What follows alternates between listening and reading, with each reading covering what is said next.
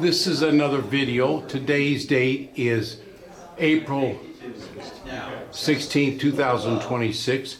And we have in front of us, and he will say his name and middle name and birth date and address.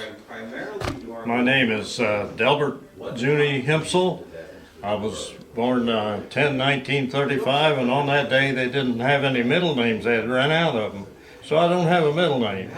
But in 1942, when I was 7 years old, we went to Arlen Elementary School, and then I was 7 years old, and I had a old orange sack that would let the pods breathe, but we went along the fence rows and picked up these pods so the airmen would have life jackets that would float, and we worked on that for that whole year and collected many of those, and maybe we saved somebody's life. I don't know. Look at that. Now point out what that is in front of you. This is a milkweed pod, and the milkweed itself, the seeds, the monarch butterfly lives on those, and that's why you have a little decrease in population of those, because the farmers have taken out their fence rows where these pods would grow abundantly. And today, the soldiers and sailors and airmen couldn't rely on these because there's not that many milk pods anymore, and they'd have to rely on homemade silk. Okay, now look behind you. You just talk to us about that, and then look at me, talk about what those men are doing, and turn back to me, and then say what they're doing, and tell them how you did that again. Okay. Now, in the pictures back here, you can look see, at me. You got to look this way. The picture back here, you can see many people working with their sacks, gathering the pods. And as this is the same way we did it, only we would do it individually, because the people in our school were basically all farmers, and they would go home and do this on their own. Then they would turn them in at the end of the day or end of the week to the principal, and he would take it on further to the Army or the Navy. And you did about 2 sacks. You did about 2 sacks a day.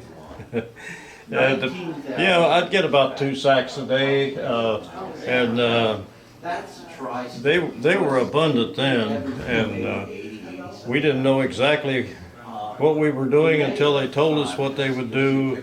So then we kept on doing it, and also we gathered tin cans and all kinds of stuff. We was all part of the Army. So over to the left there is tin cans. Over there is our recycled place. So we did that in Evansville, but you did that up in Ireland as well. Yes. Stand there and talk about it. Well, we gathered tin cans. Look at me. We gathered the tin cans. Move.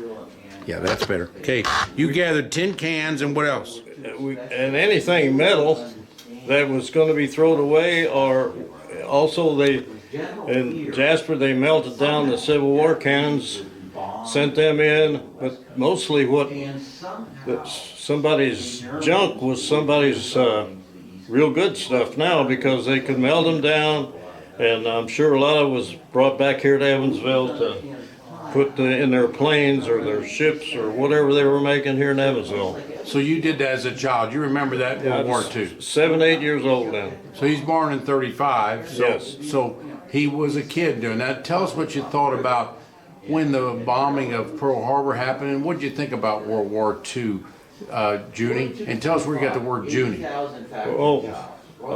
Well, Junie's a nickname for Junior. Delbert Himsell Jr., and I got stuck with being called Junie because I didn't have a middle name. Move back. Back, because I had a light on your face against the wall, just sitting. Okay, you didn't have a middle name, so they called you Junie. That's right. Tell us about from 1939 or 1941 to 45, chronologically, what you thought about the war.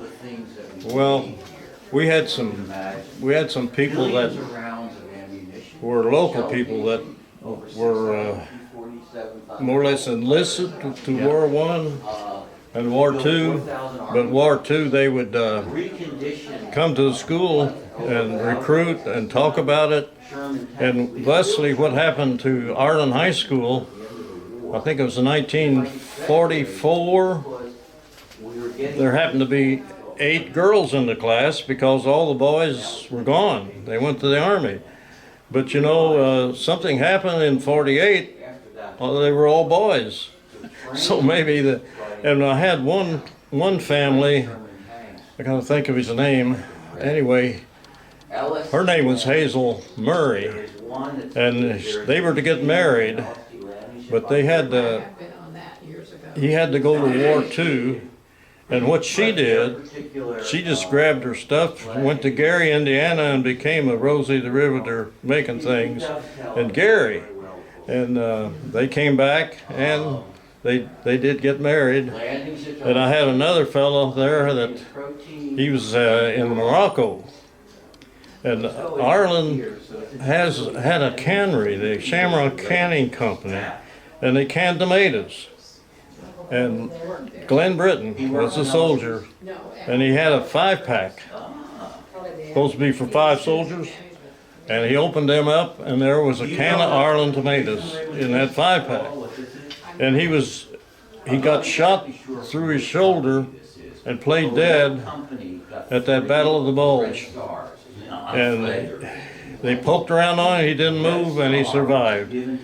But prior to that, he was on one side of the hedgerow, and he heard a voice on the other side of this hedgerow, and he recognized the voice from being his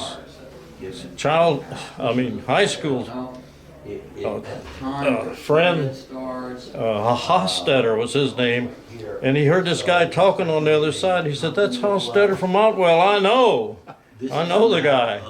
So I interviewed him for about an hour and a half, and he came to the Arlen Historical Society, and he talked. He said he couldn't talk, but he talked for an hour and a half. We had to stop him off, but he was in line with a tall guy to get clothes, and as would have it, he got the tall guy's clothes, and the other guy got the short.